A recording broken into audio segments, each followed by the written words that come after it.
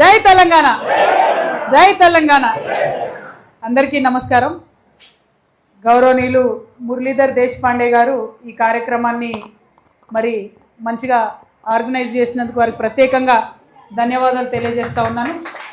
మరి మొత్తం ఉమ్మడి వరంగల్ జిల్లా నుండి కళాకారులు, గురువులు, యక్ష చిందు కళాకారులు, అదేవిధంగా అనేక కోలాటం వాళ్ళు, చిడతల కళాకారులు ప్రతి ఒక్కరు కూడా ఇక్కడికి వేయించేసిండ్రు.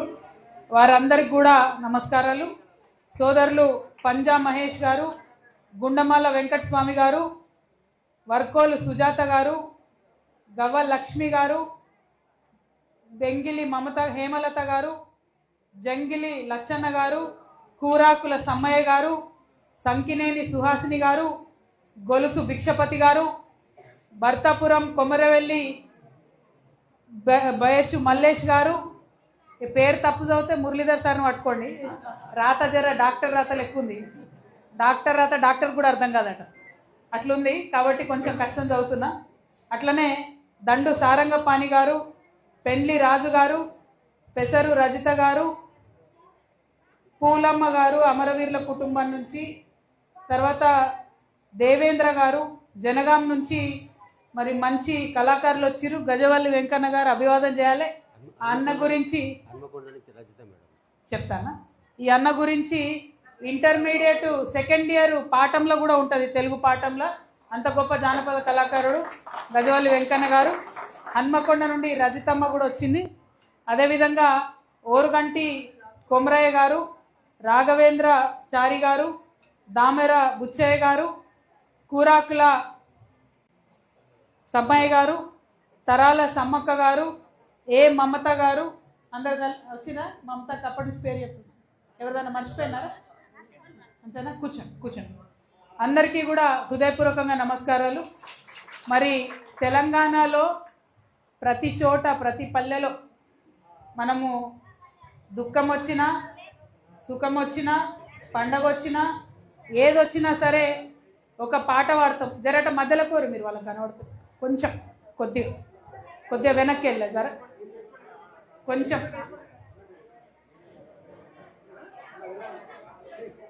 అన్న ఇట్లా సైడ్ నుంచి తీసుకున్నా, ఏం లే రిక్వెస్ట్. ఓకే. పాట అనేది మన జీవితంలో ఒక భాగం. పండగ వచ్చినా, కష్టం వచ్చినా, నష్టం వచ్చినా మరి ఆ పాటకు కైగట్టి ఆడేటటువంటి కళాకారులు కూడా తెలంగాణ వ్యాప్తంగా పెద్ద సంఖ్యలో ఉన్నారు. ప్రతి ఊర్లో కనీసం ఒక 20 నుంచి 50 మంది కళాకారులు ఉంటారు మన దగ్గర. ఏదో ఒక రకమైన కళ, ఏదో ఒక రకమైన ఆట, ఏదో ఒక రకమైన పాట. మన తెలంగాణ అంటేనే కళలకు పుట్టినిల్లు మన తెలంగాణ. మరి అట్లాంటి తెలంగాణలో తెలంగాణ రాష్ట్రం తెచ్చుకున్న తర్వాత ఈ వారసత్వ సంపదగా వచ్చేటటువంటి కళాకారులను గౌరవించుకోవాల్సినటువంటి అవసరం ఎంతన్నా ఉన్నది. మరి ఆనాడు బీడీలోళ్లకు బీడీ కార్ఖానాలు ఎత్తిపోతున్నాయంటే పెన్షన్లు ఇచ్చుకున్నాం. 5.5 లక్షల మందికి ఇచ్చుకున్నాం. మొన్న నేను మురళీధర్ అన్న గారు కలిసి లెక్క తీసినాం. సరే మరి ఎంతమంది ఉంటారు కళాకారులు, వీళ్ళ సంగతి ఏందని లెక్క తీసినాం.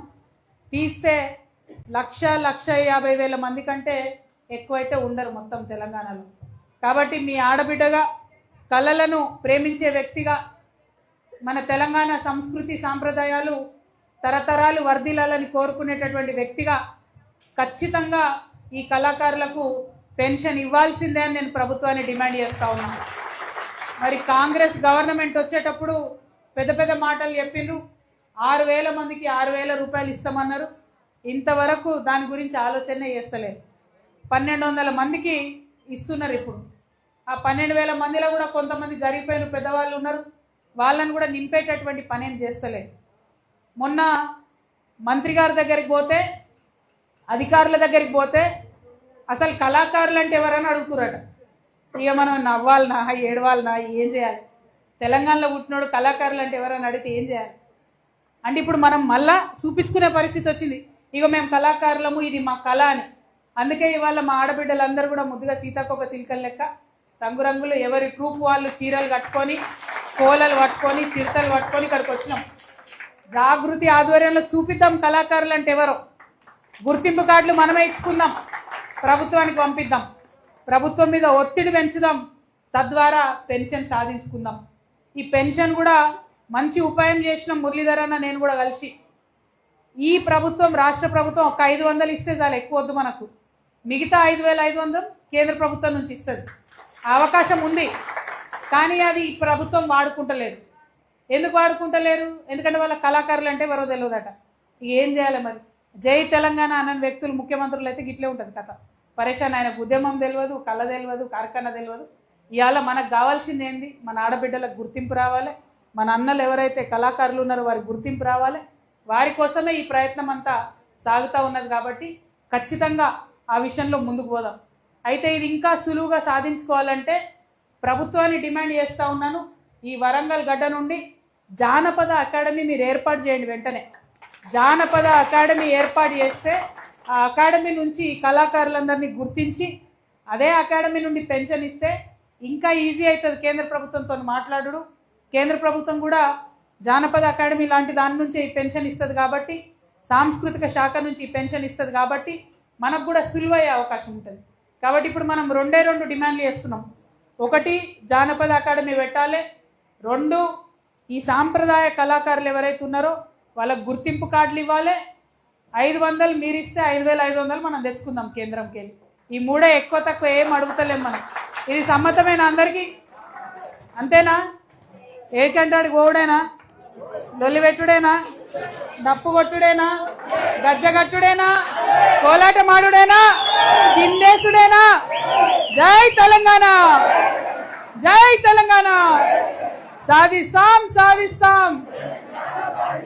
తెలంగాణ వచ్చేసింది ఆల్రెడీ. కళాకారుల పెన్షన్ సాధిస్తాం, సాధిస్తాం, సాధిస్తాం, సాధిస్తాం, సాధిస్తాం. జై తెలంగాణ.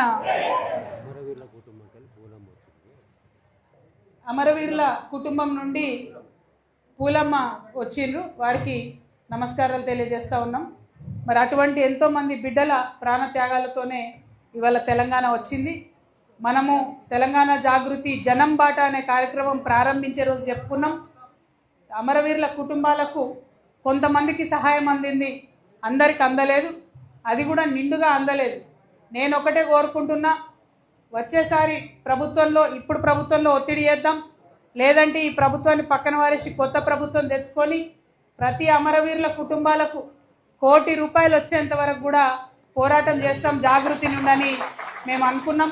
ఆ పోరాటంలో మీ అందరి దీవెనలు కూడా ఉండాలని కోరుతున్నాం. ఎందుకంటే ఎంత పెద్దవాళ్ళైనా ప్రాణానికి మించి ఏముండదు, ఎంత లేని వాళ్ళైనా ప్రాణానికి మించి ఏముండదు.